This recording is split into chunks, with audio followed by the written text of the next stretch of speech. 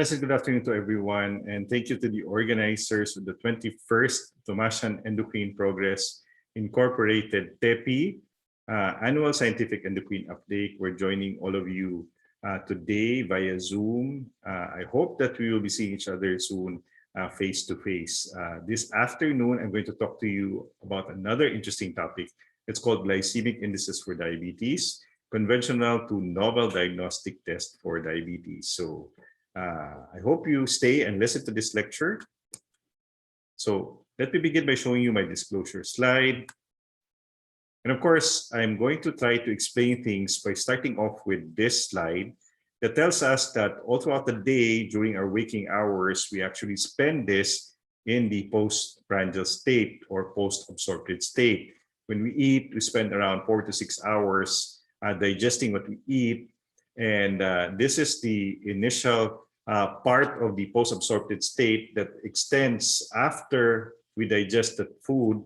And the postprandial state is followed by your post-absorptive state, which is another 4 to 6 hours. So you put things together, breakfast, lunch, and dinner, and the many meals in between will show you that your blood sugars will go up after you have a full meal. And that's interesting because that will play a role on how your control of your blood sugar is all throughout the period that you're observing these patients. And that the study from the ADA Diabetes Care tells us that in 2009, they already established that the most important test that you want to do is the pre-breakfast, which is the true fasting level of your blood sugar. And that also throughout the day, you're actually testing either a postprandial or post-absorptive state. Now, that being said, A1C is an accepted test. It has been used to diagnose and monitor patients with diabetes. But in the Philippines, the recommendation really is to use it to monitor our patients. The reason for this, of course, is that we have not standardized our test to the NGSP, which is based on the DCCT trial. The A1C reflects mean glucose over a period of about 120 days lifespan of your hemoglobin, which has strong correlation with your mean blood glucose. There are other factors that you need to consider when you're interpreting your A1C.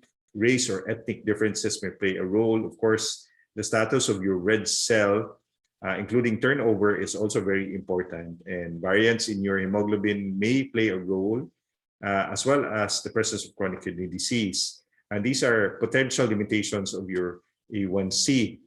Now, we also know that when we use the A1C and when we interpret it, the level of your A1C is reflective of the derangements or the predominant glycemic contributor.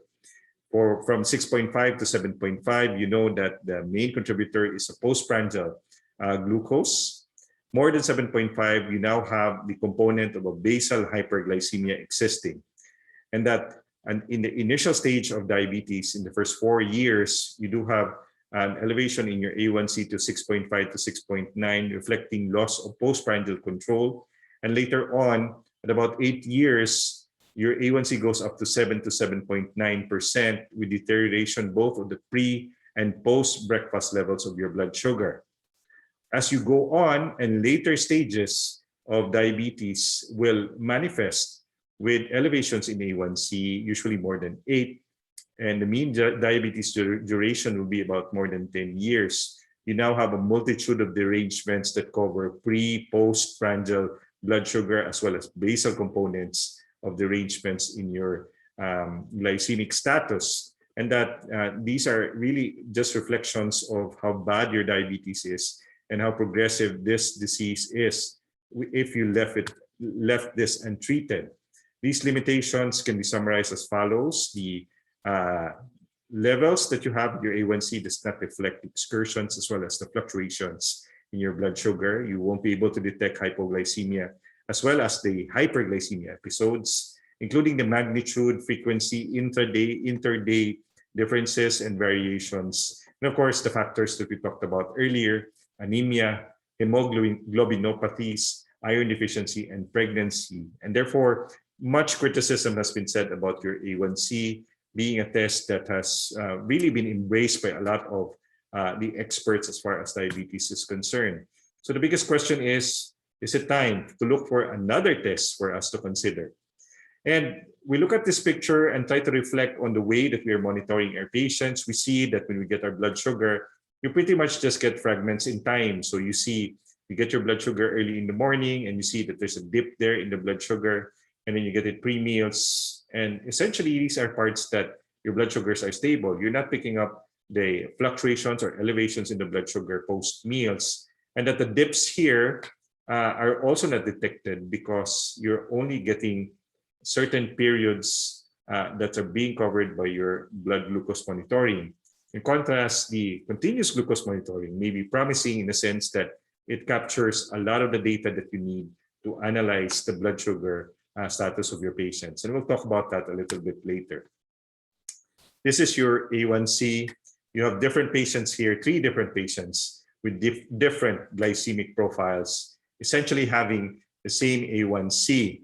The one in the middle is probably the more controlled patients with very tight control, as well as glycemic variability is very low compared to the fluctuations being shown by the other 2 patients. And obviously, they're not the same patient, but the A1C may be the same. So that seems to be the problem now. And this concept of time in range has been introduced by the American Diabetes Association, as well as the experts, to tell us that we should keep our patients in a very tight control in a level between 70 to 180 for a lot of the individuals, including the non-pregnant, as well as those patients that we generally see.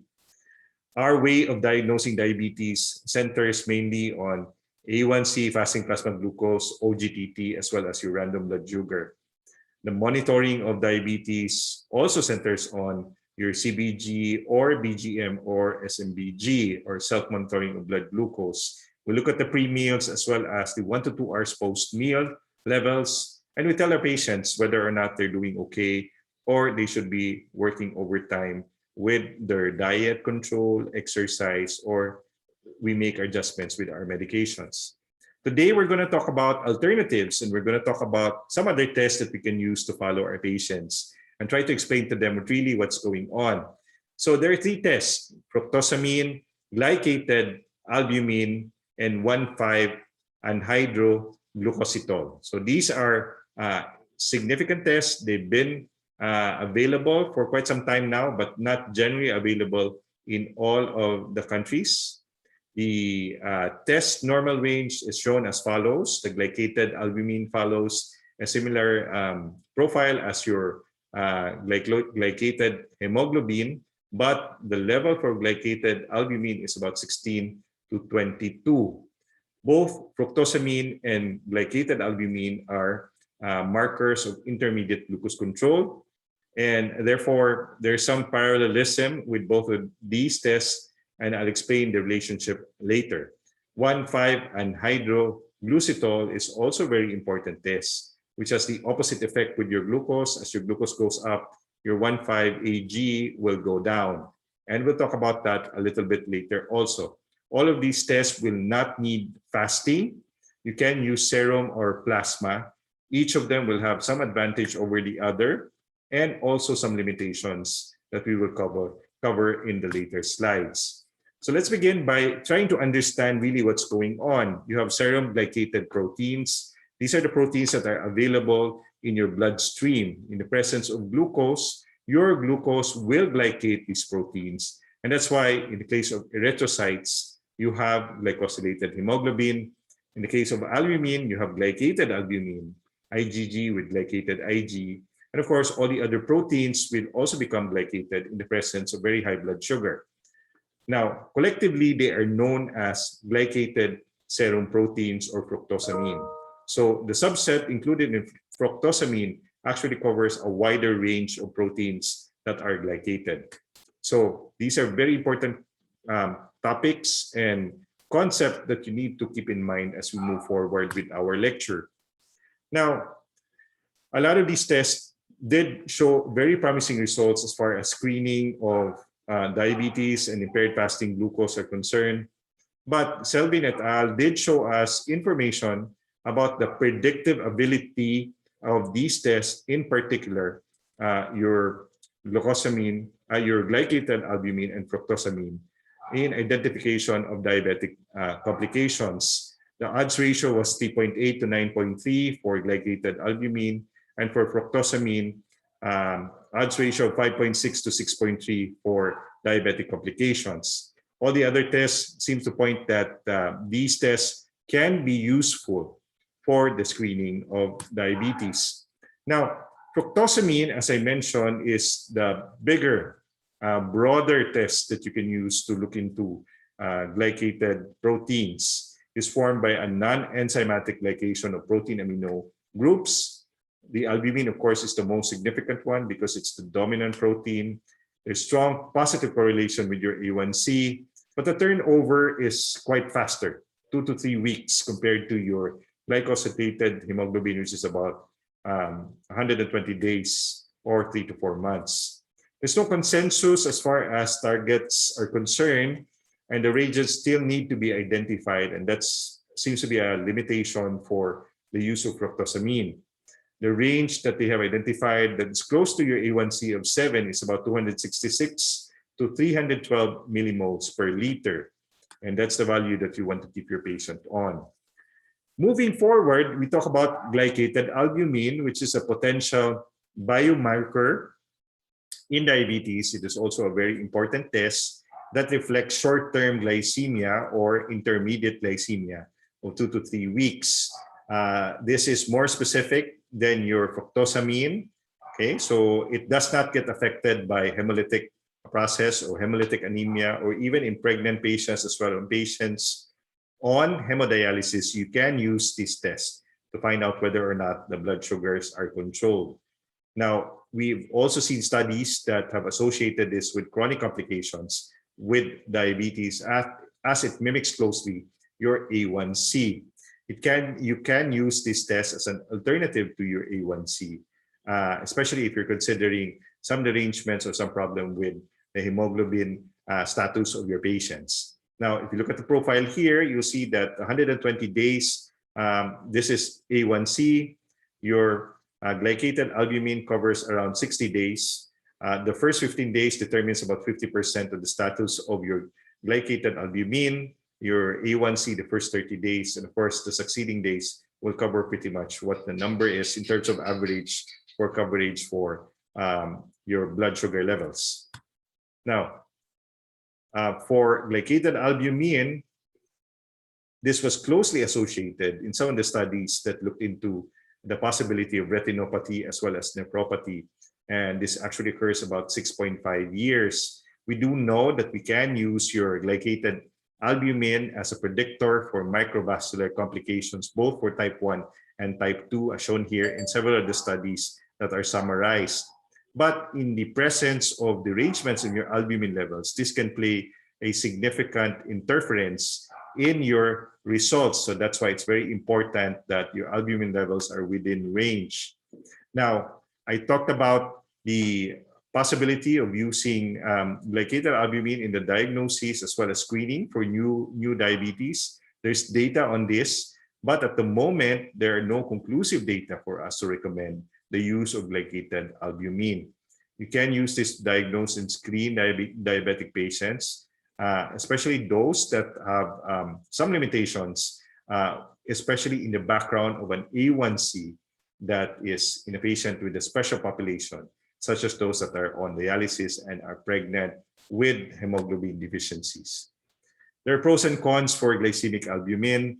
Essentially, as an intermediate term marker, the shorter period gives you an opportunity to act faster without waiting for the full term effect in the A1C levels. No? So you can show better profiling in terms of postprandial glucose control compared to that of A1C. You can use it as a marker for diabetes complications and, of course, special populations I talked about.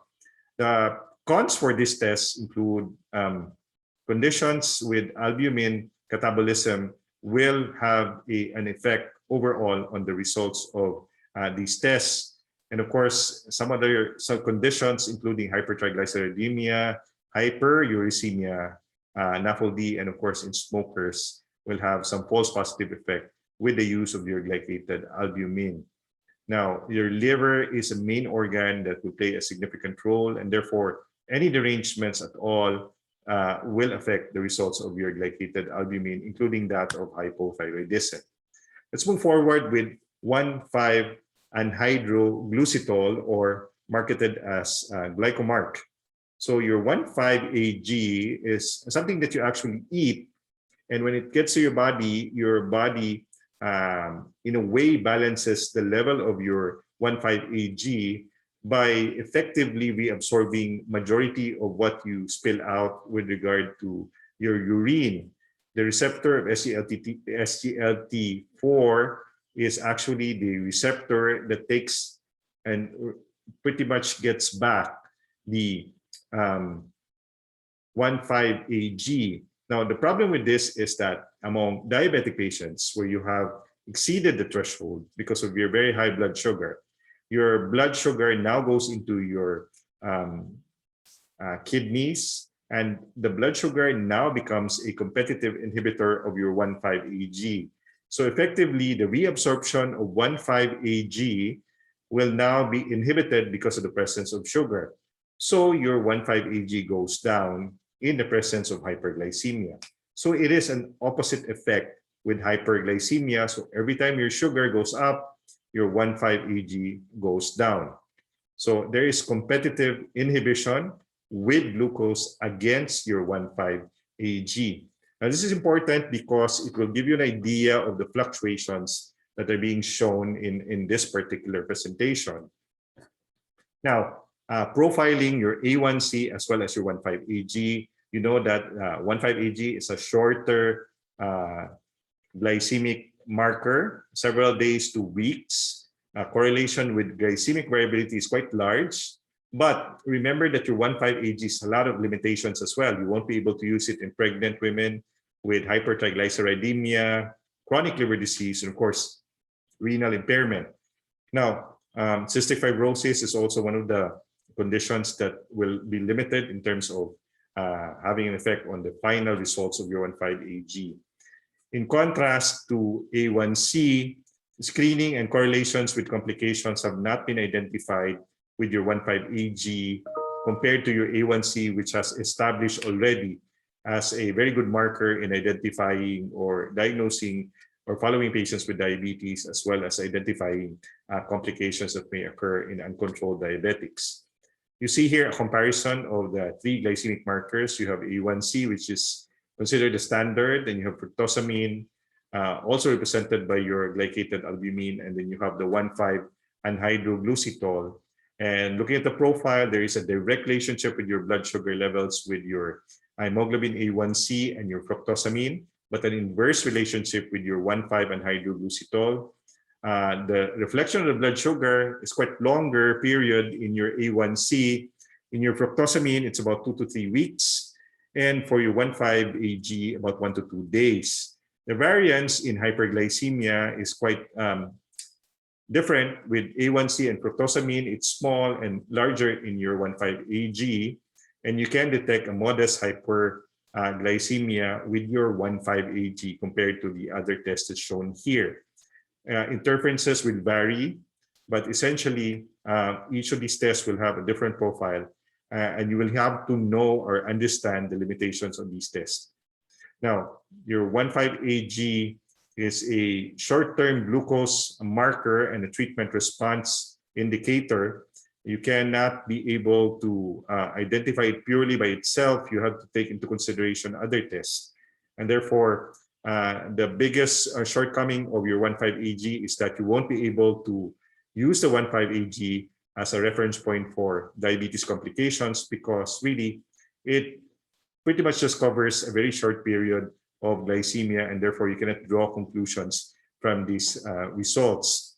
It may be used as a supplemental test in the background of the use of A1C. So here are my insights with regard to alternative glucose markers. These glucose markers do challenge the ability of the current established glycemic tests, but not likely to replace the tests that we usually use. They often exhibit unique profile that we can use hand in hand with existing tests that we can used to help explain to the patient how they're doing, how the doctors are doing in taking care of these patients. These alternative markers are not likely to replace the tests that we're using now because of the lack of sufficient data, limited availability, and of course, the cost issue. We will need more studies to establish really what values should we consider as significant and which values should we consider as not so significant. The utility of the current test still holds, but in the future, who knows, we may have newer tests that will help us identify how our patients are doing with their diabetes. Let's go back to this particular diagram and let's talk about continuous glucose monitoring. CGM is something that's more dynamic. It looks into the blood sugar levels of patients all throughout the period that you're studying the patients, in contrast to the fragments of time that you get with your blood glucose. The technology is centered mainly on electrochemical and optical sensors. These sensors are converted to electrical signals by transmission and then sent to a device. This device actually shows you the results by reflecting graphs as well as some of the illustrations that you help you understand the status of your patient. Now, this information is sent through servers as well as computers that analyze this data. Ultimately, the goal really is to establish an artificial pancreas device or a closed loop system. This closed loop system will include a detector with your CGM connected to a machine that interprets this data and sends a signal to the one that will give you the insulin that's needed by your patient. So essentially establishing an artificial pancreas. The devices are varied. There are several devices, but the basic components include a sensor, an applicator for the sensor, a reader, as well as a software for the system that will put things together. Now, the sensor can be used several days, often 3 to 7 days. And you pair this with the reader that will interpret the data, it will show you the data, will give you warnings, incorporate data about activities, food, as well as other important parameters. No? There seems to be a startup period of about 1 to 2 hours when you initiate these devices, and there's that lag between your CGM as well as your BGM when you compare this data. So these are all the devices available globally. There's only one available in the Philippines. It's on the far left. So describing each one of them will cover pretty much the idea that each of the profile of these tests appear to be some strengths and weaknesses of the devices and the systems that they have. Essentially, you get to use them for 7 days to about a couple of weeks, maybe even longer for some of these tests. There are some visual as well as audio warnings with your levels of blood sugar, whether or not it's too high or it's too low. And of course, interpretation of the data with the various interfaces. This is CGM applied. No? This is the time in range. You want to keep your patients who are non-pregnant between 70 to 180, 70% of the day. So that's about 16 hours and 48 minutes. For those with high risk for hypoglycemia, more than 50%, a little lower threshold. For diabetic patients, as well as type 2, pre-gestational diabetes patients, or gestational diabetes patients, the range is lower, 63 to 140. They have not identified really the percentage time that they should be in it, but some of the studies indicate more than 80%. But for the type 1, it's still 70%. But again, lower threshold, 63 to 140 versus 70 to 180. These are very important parameters that you now see in the standardized ambulatory glucose profile. It covers the time that you use your CGM, the average glucose, the glucose management indicator, which is the estimated A1C based on the readings, glucose variability, which would show you the fluctuations in your blood sugar. Of course, you have the average glucose profile, which is the graph of the number of days that you've been using the machine, and they average it out and show you really where the problem is. You can also see individual boxes indicating each of the day that your CGM was used. So this is really comprehensive data that you can use to interpret where you are in the management of your diabetic patients. So there's a big difference here with your CGM as well as your BGM. Remember that your blood glucose monitoring is using a static approach. You get one test and identify really what is the level of the blood sugar, and that's it. So you get fragments in time. In contrast, your CGM is testing the interstitial fluid, which is more complex, more fluid, and therefore it's more dynamic. You will be able to see in real time what's going on in the blood sugar. So you're talking about two compartments here. So it's quite difficult if you try to really follow one with each other, because both will actually reflect good assessments with your blood sugar. Both are accepted tests in terms of assessing the blood sugar status of your patient. The ISF may be a little bit delayed over your blood glucose monitoring. There's this so-called lag period. 1 in 4 patients will manifest with 15% or about 15 milligrams difference. 1 in 20 will manifest with 30% or 30 milligram difference. These are important points that you might want to remember. Both of them are relevant with the results. And it's very important that we now try to understand the concept of trends rather than just individual numbers. That's what CGM is trying to tell us. This is the device that's available in the Philippines. There's a patch that you put on your arm and a reader that helps you identify what's going on. There's the graphs and representation shown here. This is the software that comes with this. It's called LibreView. It's available online. It summarizes everything that you have with the patient, as well as all the information that you need to discuss the diabetes of the patient. You do have the report similar to what I showed you earlier. And pretty much it bridged the relationship between the patient and the doctor through the use of this system. So this is just a sample of one of the patients that had COVID that we used the CGM on. Notice that in the initial phase, you do have some fluctuations in the level of the blood sugar, particularly when we were treating this patient aggressively at the peak of the infection with the use of steroids and other anti-inflammatory and other medications that were given to the patient. Now, obviously, this patient and thankfully recovered from COVID, and the latter part of the report will tell you that the blood sugars actually have stabilized, and we're happy for these patients. It just goes to show that really the CGM provides a very good overview of what's going on with the patient, and therefore you can understand better and explain to the patient better what really happened to him. So here are some of my personal insights with regard to CGM. The CGM does complement existing diagnostic and monitoring tests. It can have the potential to change this test in the future if we have enough data already. And this is a technology in evolution. It is improving, and already it is changing a lot of the lives of the patients in a positive way. New data coming out supports CGM, as well as our confidence to use this technology, both for the doctor and the patient to understand really what's going on. Yet, we cherish the benefits that we get from this technology, but we need to temper down the optimism with the limitations that this technology actually has. None of the tests are actually perfect, but you have to keep in mind there will be limitations, there will be interferences that will be present, and we need to learn more about how to understand these limitations to better use this technology to the advantage that they actually present. Accuracy, availability, and cost will be key issues needed to be addressed as often with any other test that we have been presented with.